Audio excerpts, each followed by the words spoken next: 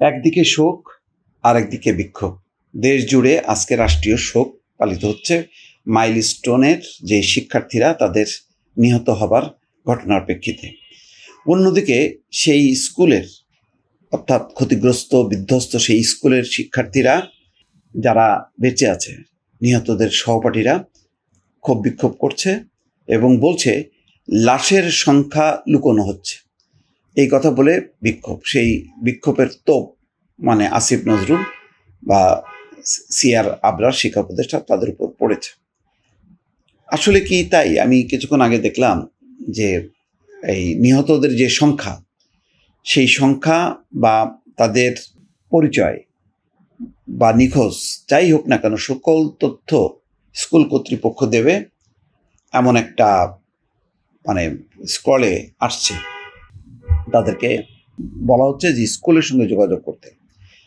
আসলে বিষয়টা হচ্ছে এটা, তারা এই ঘটনার আকস্মিকতায় বিহ্বল হয়ে পড়েছে। তারা বিক্ষুব্ধ যে ওই স্কুলের কাছে কেন সেটা ভেঙে পড়লো। তার মানে হচ্ছে এই প্রশিক্ষণ মানে বিমানটা যদি এখানে না উঠতো, প্রশিক্ষণ কাজটা যদি এখানে না চলতো, তাহলে আজকে এই দুর্ঘটনার মধ্যে পড়তো না, এমন একটা ধারণা। আসলে এটা একদিকে সত্য যে জনবহুল কোনো জায়গায় কোনো প্রশিক্ষণ বিমান এটা থাকতে পারে না, এটা যে কোনো মুহূর্তেই ভাঙতে পারে, হতে পারে। কিন্তু এটা ঠিক না যে প্রকৃত মানে যা সংখ্যা, লাশের সংখ্যা সেটা লুকানো হচ্ছে, এটা সম্ভব না। এটা কোনো স্কুল কর্তৃপক্ষ এটা করবে না এবং এটা করার তো কোনো কারণ নেই। প্রত্যন্ত অঞ্চলে, উপকূলীয় অঞ্চলের একটা বিচ্ছিন্ন কোনো দ্বীপে এমন ঘটনা ঘটেনি। এরকম রাজধানীর এখানে যেই মা যেই বাবা তার সন্তানকে খুঁজে পাবে না, তখনই চিহ্নিত হবে যে তারা নিহত হয়েছে বা তারা নিহত হয়ে এমন অবস্থা যে তাদেরকে খুঁজে পাওয়া যাচ্ছে না। ফলে খুঁজে তাদেরকে বের করার দায়িত্ব স্কুল কর্তৃপক্ষ।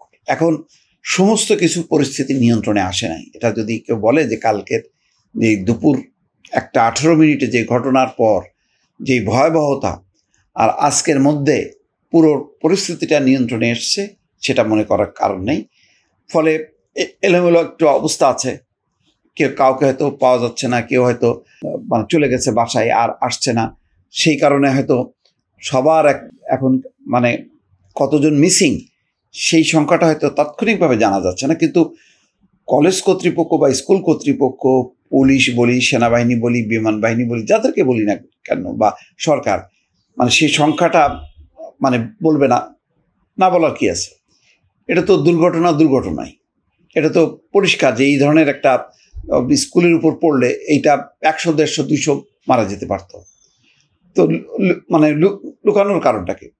লুকিয়ে তো লাভ নেই। এগুলো হলো এক ধরনের মানে ক্ষোভ বিক্ষোভ থেকে এই ধরনের বহিঃপ্রকাশ করছে। আমার ধারণা যে এইটা কোনো লুকানো কোনো বিষয় না, বরং প্রত্যেকের পরিচয় নিশ্চিত করা, যাদেরকে এখনো খুঁজে পাওয়া যাচ্ছে না, মানে অর্থাৎ এখন যারা এই ঘটনার কারণে কোনো স্কুল কর্তৃপক্ষকে না জানিয়ে যারা বাসায় চলে গেছে, অভিভাবকরা নিয়ে চলে গেছে। কারণ এরকম দুর্ঘটনার পরে তো আর কোনো নিয়ন্ত্রণ থাকে না, ফলে যে যার মতন করে হয়তো চলে গেছে অভিভাবকদের সাথে, হয়তো সে কারণে তাদেরকে পাওয়া যাচ্ছে না। তার মানে এই না যে তারা মারা গেছে।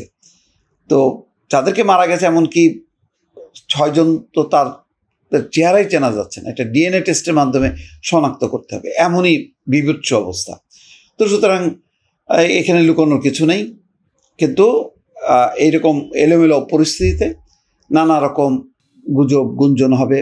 আর আমরা তো এমনিতেও এই সমস্তগুলোতে সন্দেহ বিশ্বাস আমাদের মানে ধারাবাহিকতা অনুযায়ী পূর্বের যেই সরকার প্রশাসনের অস্বচ্ছতার কারণে এক ধরনের সন্দেহ যে সরকার বোধহয় এটা লুকাচ্ছে, কর্তৃপক্ষ বোধহয় এটা লুকাচ্ছে, সেরকম একটি পরিস্থিতি। সেই পরিস্থিতির মধ্যে আজকে 2 জন উপদেষ্টা তারা ভুয়া শব্দ শুনেছেন, বিক্ষোভ হয়েছে, তাদের সঙ্গে আলোচনা হচ্ছে। যদি এরকম লুকানোর কোনো টেন্ডেন্সি থাকতো, তাহলে স্কুল বন্ধ করে দিয়ে, পুরো খালি করে দিয়ে ওটা ঘিরে রাখতো আইন শৃঙ্খলা রক্ষাকারী বাহিনী, এবং উপদেষ্টারাও সেখানে যেতেন না। তারা গেছেন মানে তারা সেই পরিস্থিতিটা নিয়ন্ত্রণের জন্য বা স্কুল কর্তৃপক্ষ, শিক্ষক, শিক্ষার্থী সবার সঙ্গে আলোচনার জন্যই গেছেন। কারণ এরকম একটি শোকের আবহে তারা দূরে থাকবেন, এটা তো হইতে পারে না। তো আমার ধারণা যে এখন এই ধরনের নানা অনাকাঙ্ক্ষিত অপ্রীতিকর কিছু পরিস্থিতি তৈরি হবে।